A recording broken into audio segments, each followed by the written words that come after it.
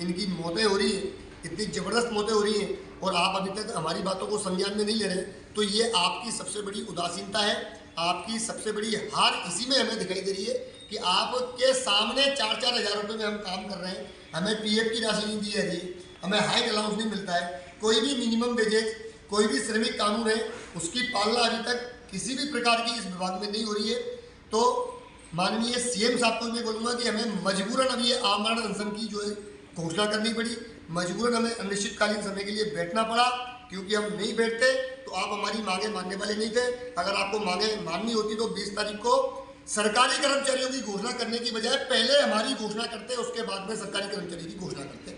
जिन लोगों का पहले से ही पेट भरा हुआ है उन लोगों के मुंह में आप जो है ठूस ठूस करके रोटियां भर रहे हो, हैं मक्खन मलाई भर रहे हो, और जो लोग भूखे पेट के लिए लड़ रहे हैं उन लोगों को आप इग्नोर कर रहे हो। आपका पूरा मंत्रिमंडल इग्नोर कर रहा है। हमारे जो है ये ऊर्जा मंत्री महोदय जो अमर सिंह जी भाटी साहब है ये हमें इग्नोर कर रहे हैं। तो आप ये बताओ कि हमारा ठेका कर्मचारी गलत कहाँ है, मैं गलत कहाँ हूँ, हमारा पूरा जो राजस्थान विद्युत ठेका कर्मचारी महासंघ की जो कार्य समिति है वो गलत कहाँ है। आपके मंत्रिमंडल के बहुत सारे नेता लोग हमसे बोल रहे हैं कि ये बीएमएस वाले हैं, ये बीजेपी वाले हैं, ये बीएमएस वाले बीजेपी को सपोर्ट करते हैं, तुम्हारी मांगे मानना मुश्किल है। मेरी खुद के आपके मंत्रियों से कई बार बातचीत हुई है, आपके पदाधिकारियों से बातचीत हुई है, हमारी कार्य समिति के लोगों से बातचीत जो हुई है। तो मैं माननीय मुख्यमंत्री जी को एक बात और बोलना चाहूँगा कि आप ये फालतू की बातें मत करो कि ये बीएमएस वाले, बीजेपी वाले, ये इंटक वाले और ये सीटू वाले। मैं तो ये कह रहा हूँ कि संयुक्त संघर्ष समिति के माध्यम से भी मैं लड़ने को तैयार हूँ। बाकी संगठनों के लिए भी मेरा एक आह्वान दोबारा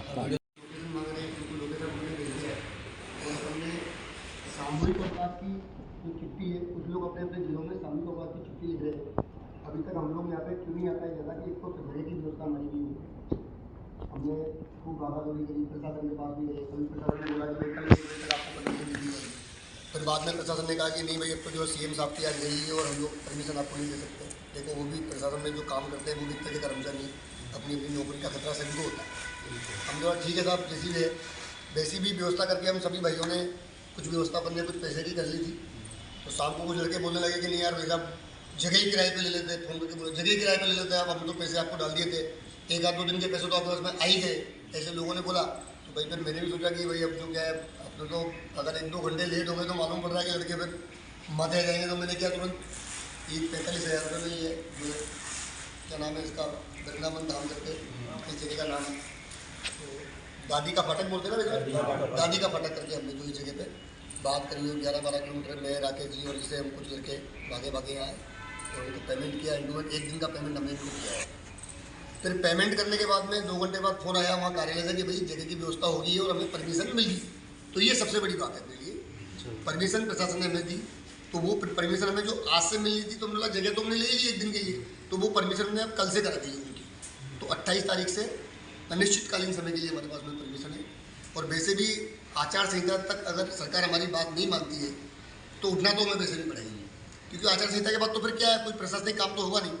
लेकिन जहाँ तक उम्मीद है सरकार हमारी बात मानेगी, क्योंकि अभी ठेका कर्मचारियों का मामला ऐसा है कि जितने भी विभाग है, चिकित्सा विभाग है, जल विभाग है, जितने भी हमारे अलावा जो विभाग है सबके जो काम है ठेका कर्मचारियों के अटके हुए हैं। हमारी उन जो विभाग विभिन्न विभाग जो है उनसे हमारा वार्तालाप हुआ है, वो सारे के सारे लोग चिकित्सा विभाग वाले बोल रहे हैं कि भाई साहब 29 तारीख को हमारा धरना है और 30 तारीख को हम आपके पास में आ जाएंगे। पढ़ा तब जाके हमें वो मिली, क्योंकि तो परमिशन मिलना असंभव था। दूसरा क्या है कि अब परमिशन भी हमें मिल जाती है तो सबसे बड़ी समस्या हमारे पास में आती है, वो आती है धन की, क्योंकि वहाँ पे भी हम टेंट वेंट लगवाएंगे, कूलर वगैरह चाहिए, वहाँ पे सारी चीज़ें सारी व्यवस्थाएँ की लड़का हताश में जाती, हताश नहीं जाए, वहाँ बैठेंगे। आमरण अनशन भी वहाँ पर चालू होगा, हम लोगों को बैठना है। एक दिन हम लोग शांति से बैठेंगे और दूसरे दिन आमरण अनशन की घोषणा करेंगे।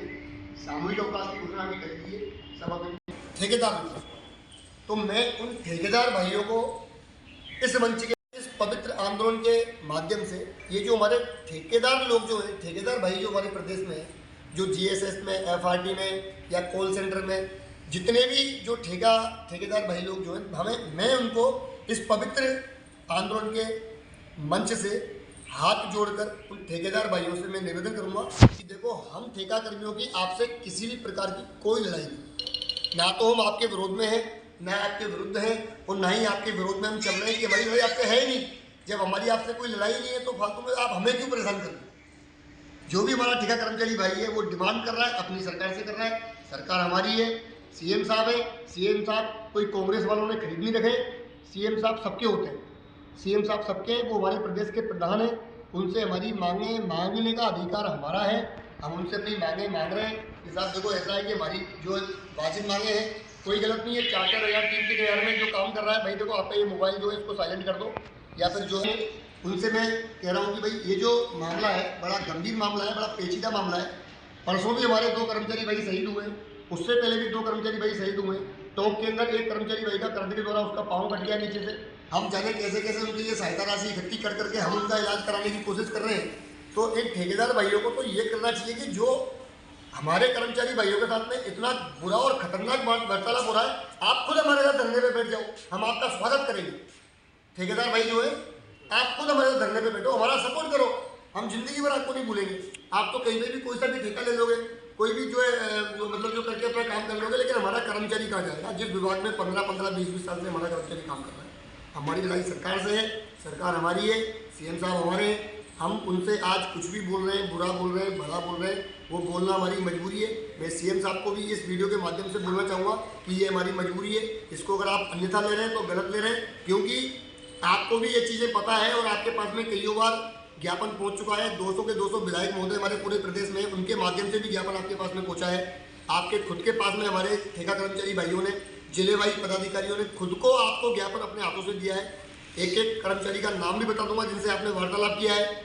उनको ये कहा है कि नहीं आपका काम होगा, पीठ पीठ थपथपाते हुए कहा है, और आपने खुद ने जो है घोषणा करी है कि नहीं भाई जो है ये आपकी ठेका प्रथा में हमने जो खत्म कर दी। तो मैं माननीय मुख्यमंत्री महोदय को भी ये कहूँगा कि देखिए ऐसा है कि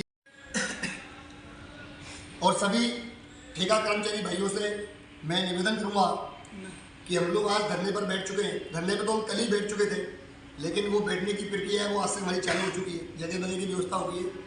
मैं सभी विद्युत क्षेत्र में काम करने वाले अपने कर्मचारी भाइयों से बोलूँगा, जहाँ मेरा जो अधिकार बनता है, जहाँ मेरे जो कार्यकर्ता भाई हैं, उन सबसे मैं यहाँ से निवेदन करूँगा कि आप लोग अपने अपने ज़िले में, अपने अपने तहसील में, अपने अपने जिस भी क्षेत्र में काम कर रहे हैं, चाहे वो कॉल सेंटर के हो, चाहे वो जीएसएस के हो, चाहे वो एफआरटी के हो, हमारे विद्युत क्षेत्र में काम करने वाले विद्युत के उत्पादन, वितरण वगैरह जितने भी जो हमारे सेक्टर है, सब अपने अपने अधिकारियों को, अपने अपने कर्मचारियों को, अपने अपने बॉस को ये चिट्ठी दे करके आओ कि साहब हम सामूहिक अवकाश में जा रहे हैं। राजस्थान सरकार ने हमारी बात नहीं मानी है, और माननीय जेईएन महोदय, आईएन महोदय, जो भी हमारे जो अभियंता महोदय हैं, उनसे भी हाथ जोड़कर निवेदन करना कि साहब जब आपने आंदोलन किया था तो हम लोगों ने तन मन धन से आपके साथ झंडे लेकर आपके पीछे खड़े रहे, और आपके चक्कर में हम नौकरी से भी बाहर निकले। आंदोलन हमारा खुद का है, आप हमारा साथ दें। हम संयुक्त जो अवकाश में जा रहे हैं, प्रदेश की बिजली बंद नहीं होनी चाहिए। हमारे पीछे से ये सारी व्यवस्थाएं आपको संभालनी है। पहले आपकी व्यवस्थाएं हमने संभाली थी, अब वो व्यवस्थाएं आपको संभालनी है, क्योंकि हमारा संगठन राष्ट्रवादी संगठन है। हमारा संगठन प्रदेश में ना तो ब्लैकआउट करने वाला है, ना बिजली काटने वाला है, ना किसी प्रकार की अव्यवस्था फैलाने वाला है। हमारी मांगे हैं समान वेतन समान काम। हमारी मांग है कि या तो सरकार हमारे अनुभवशील ठेका कर्मचारी को स्थायी करे, शैक्षणिक योग्यताधारी ठेका कर्मचारी को स्थायी करे। अगर सरकार को स्थायी करने में कोई समस्या आती है, कोई दिक्कत आती है, तो आप हमारी मिनिमम पेमेंट 21,000 रुपये कर देवे 8 घंटे की। और उसके अलावा हम सरकार से ऐसा कुछ भी नहीं मांगना चाहते जो सरकार या RLSD का गठन पता नहीं करेगी नहीं करेगी, हमें उससे कोई मतलब नहीं है। आपकी जैसी व्यवस्था चल रही है चलती रहो, लेकिन हमारा जो मिनिमम वेजेज है वो हमें मिल जाए। हमें 21,000 रुपये तनख्वाह 8 घंटे की मिलनी चाहिए। डेली जो हमारे ठेका कर्मचारी भाइयों की जो शहीद हो रहे हैं, इनकी मौतें हो रही हैं, ये रुकनी चाहिए। आज मैं बोल रहा हूँ कि आपसे 2 दिन पहले, 3 दिन पहले जो हमारे ठेका कर्मचारी भाई 2-3 शहीद हुए, उन लोगों को हम नमन करते हुए ये आंदोलन चालू कर रहे हैं। इससे पीछे सैकड़ों ठेका कर्मचारी, हजारों ठेका कर्मचारी इस प्रदेश में शहीद हुए। उन सबको हम नमन करते हुए, उन शहीद भाई को नमन करते हुए, उन शहीद भाइयों की वजह से हमारे अंदर जागृति आई है, वरना हम तो जागते ही नहीं। इसलिए हम सारे ठेका कर्मचारी भाई से बोल रहा हूँ, आप सामूहिक अवकाश पे आए। कार्य का बहिष्कार कोई भी नहीं करेगा, सामूहिक अवकाश पे आए। और जितने भी सरकारी कर्मचारी भाई हैं, उनसे आप अपने अपने जिले में निवेदन करें कि साहब हम तो सामूहिक अवकाश पे जा रहे हैं, लेकिन पीछे से पूरे लाइट की व्यवस्था आपको संभालनी है।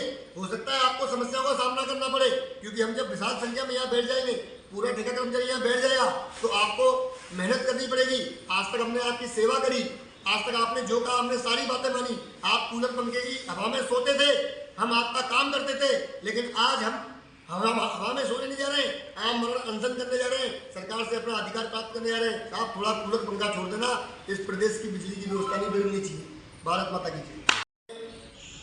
इस पवित्र मंच के माध्यम से एक ऐसी बात बोलना चाहता हूँ जो मैंने कई बार बोली है, लेकिन हमारे जो और विभिन्न संगठन हैं जो ये कहते हैं कि भाई ये बीएमएस वाले हैं, इनके झंडे के नीचे हम नहीं बैठ सकते, हम ये नहीं कर सकते, हम वो नहीं कर सकते, तो मैं उनको भी एक बात बोलना चाहता हूँ। हम लोग जो आंदोलन कर रहे हैं, हमारा आंदोलन किसी भी प्रकार का जो है राजनीतिक आंदोलन नहीं है। दूसरी बात, और संगठन के जो प्रदेश अध्यक्ष हैं, प्रदेश महामंत्री, प्रदेश कार्य समिति के जो कार्यकर्ता हैं और वो हैं, तो मैं उन सबसे भी एक बात बोलना चाहता हूँ कि देखो, आपके संगठन को तोड़ने का, आपके संगठन को मरोड़ने का हम जैसे करें जो कार्यकर्ताओं का कोई विचार नहीं है। हम आपसे ये कह रहे हैं कि आप जितने भी जो कर्मचारी हैं, जो विभिन्न संगठनों के प्रदेशाध्यक्ष हैं, विभिन्न संगठनों की जो कार्य समितियाँ हैं, विभिन्न संगठनों के जो कर्मचारी हैं, आपको अगर जैसा उचित लगता है उस तरीके का आंदोलन करने के लिए हम तैयार हैं।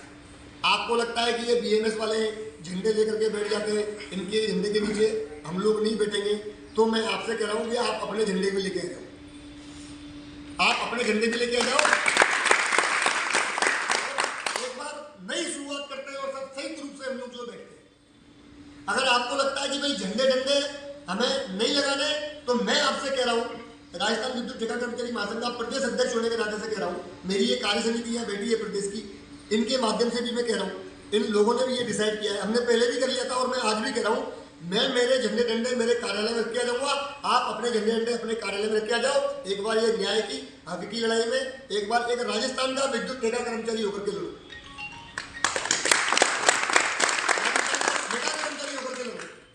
राजस्थान का एक प्रबुद्ध नागरिक होकर लड़ो, एक प्रबुद्ध कर्मचारी होकर के लड़ो। हमारे ऊपर जो ठेका कर्मचारी का जो कलंक हमारे माथे पर लगा हुआ है, इस कलंक को मिटाने के लिए हम पिछले 4 साल से लगातार लड़ रहे हैं। और मैं आपसे इस मंच के माध्यम से आप भाइयों को ये निवेदन करूंगा कि आपको लगता है कि ज्योति सिंह सोगरवाल या फिर हमारी टीम इस तरह का कोई काम कर रही है, तो आप अपने दिमाग से गलतफहमी निकालते हैं, क्योंकि हमारी टीम लगातार 12 महीनों में 12 आंदोलन कर चुकी है। ऐसा शायद प्रदेश में किसी संगठन ने नहीं किया है। हमारे अंदर सच्चाई है, सच्चाई के दम पे लड़ रहे हैं, सच्चाई के लिए लड़ रहे हैं। और सबसे बड़ी बात, हमारा कर्मचारी अपने लिए खुद अपना पैसा खर्च कर रहा है। हम किसी भी नेता से, मंत्री संत्री से, किसी से भी, चाहे वो बीजेपी का हो, चाहे वो कांग्रेस का हो, किसी अन्य दल का हो, किसी का भी हो, हमने अभी तक किसी भी नेता से किसी भी प्रकार की फंडिंग की बात नहीं करी, किसी भी ठेकेदार से किसी भी प्रकार की फंडिंग हम लोग नहीं ले रहे, किसी भी प्रकार की कंपनी से हमने कोई फंडिंग की बात नहीं करी। हमारा पैसा है, हमारे खून पसीने की कमाई है, हमारे खून पसीने की कमाई को हम लोग इकट्ठा करके ये बड़े बड़े आंदोलन करने की जो हमने योजना बनाई है, आप लोग भी इसी प्रकार अपना खुद का पैसा खर्च करके आंदोलन लड़ोगे तो सरकार आपकी सुनेगी। और ये जो कमेंट चल रहे हैं कि 29 तारीख को आओ, 29 तारीख को आओ, फ्री में आओ, फ्री में आओ, तो भैया ये दुकानें नहीं चल रही है, ये फ्री में आओ, फ्री में रैली में आओ, इसका मतलब क्या होता है? आप ऐसे कमेंट करना छोड़ दीजिए, ये गंदी बात है, अच्छी बात नहीं है। हमारा संगठन है, प्रत्येक कर्मचारी का, प्रत्येक ठेका कर्मचारी का संगठन है, और इस संगठन की एक व्यवस्था है कि मैं आज उनका अध्यक्ष हूँ, कोई महामंत्री है, कोई मंत्री है, कोई संत्री है, ये संगठन की एक व्यवस्था होती है, उस व्यवस्था के माध्यम से संगठन चलता है। और मैंने अपने संगठन को राजस्थान विद्युत ठेका कर्मचारी या फिर विद्युत क्षेत्र में काम करने वाले समस्त ठेका कर्मचारियों को आह्वान किया है कि आपके पास में जो भी आपके पास में पूंजी है, जो भी आप संगठन के लिए दान दक्षिणा करना चाहते हो, आप संगठन के लिए इस हवन कुंड की हवन के अंदर उस करी हुई जो दान की जो आहुति है, वो आपके लिए भविष्य में बहुत अच्छी काम आने वाली है। सबसे बड़ी बात यह है कि हम किसी जो है मतलब किसी नेता के, किसी भी तंत्र के कोई बिके हुए इंसान नहीं है।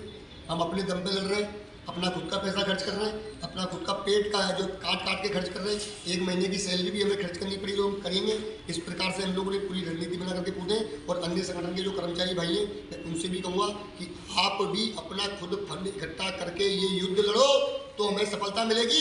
और आपके दिमाग में अगर ये गलतफहमी है कि मैं फलाने कांग्रेस के नेता के पास चल जाऊंगा, फलाने बीजेपी के नेता के पास चल जाऊंगा, वो हमारे लिए 3 लाख खर्च कर देगा, हमारे लिए 4 लाख खर्च कर देगा, तो ऐसी गलतफहमी मिटा दो। जिस नेता से आप अपनी सहायता प्राप्त करोगे ना, वही नेता कल आपको चुनावों के अंदर दौड़ा के मारेगा, बोलेगा मेरा प्रचार करें। हम प्रचार हम जब करेंगे, या तो घोषणा पत्र के अंदर हमारा नाम लिखो आप कि ठेका कर्मचारियों के स्थायीकरण की जो योजना हम लेके आएंगे, कोई सी भी पार्टी उसका हम सपोर्ट करेंगे।